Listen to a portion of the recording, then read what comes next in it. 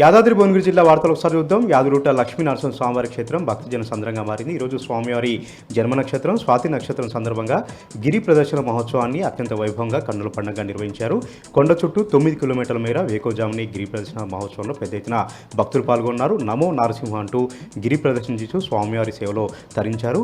దీంతో పాటు ప్రధాన ఆలయంలో నిర్వహించినటువంటి అష్టోత్తర శతఘటాభిషేకం పూజల్లో కార్యక్రమాలు కూడా పెద్ద ఎత్తున భక్తులు పాల్గొని స్వామివారి సేవలో తరించడం జరిగింది. పెద్ద ఎత్తున భక్తులు తరలిరావడంతో యాదాద్రి ఆలయ పరిసరాలను కూడా భక్తులతో సందడిగా మారాయి.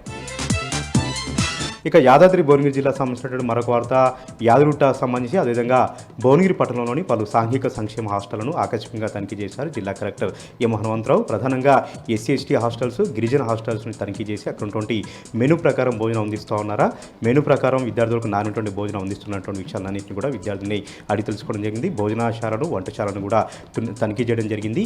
ఎట్టి పరిస్థితుల్లో ప్రభుత్వ నిబంధనల మేరకు విద్యార్థులకు నాణ్యమైనటువంటి భోజనాన్ని అందించాలి, నాణ్యమైనటువంటి విద్యను అందించాలని కూడా కలెక్టర్ ఈ సందర్భంగా అధికారులకు ఆదేశించారు. ఎక్కడో ఉన్నటువంటి విద్యార్థులు వాళ్ళందరూ కూడా తల్లిదండ్రులకు దూరంగా ఉంటూ చదువుకుంటున్నారు.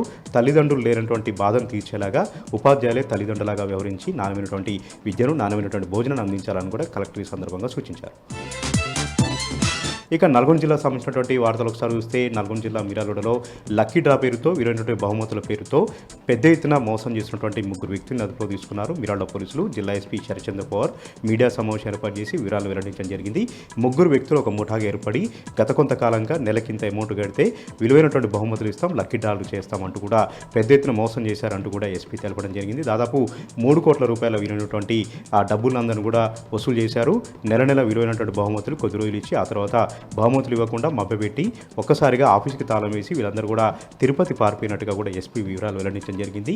కేసు నమోదు చేసుకున్నటువంటి మిర్యాలగూడ పోలీసులు లోతుగా దర్యాప్తు చేసి తీగలాగితే డొంక కదిలినట్టుగా ఈ వ్యవహారం అంతా కూడా బయటపడింది. ఆ 3 కూడా అరెస్ట్ చేసి అదుపులో తీసుకున్నారు. దాదాపు 3 కోట్ల రూపాయల విలువైనటువంటి పలు ఇళ్ల డాక్యుమెంట్స్, పలు ప్లాట్ల డాక్యుమెంట్స్, అదేవిధంగా పలు సంబంధించినటువంటి డాక్యుమెంట్స్ కూడా స్వాధీనం చేసుకుంటూ కూడా ఎస్పీ వివరాలు వెల్లడించారు. కోర్టు ఆదేశాల మేరకు బాధితులకు న్యాయం చేస్తామని కూడా ఎస్పీ భరోసా కల్పించారు.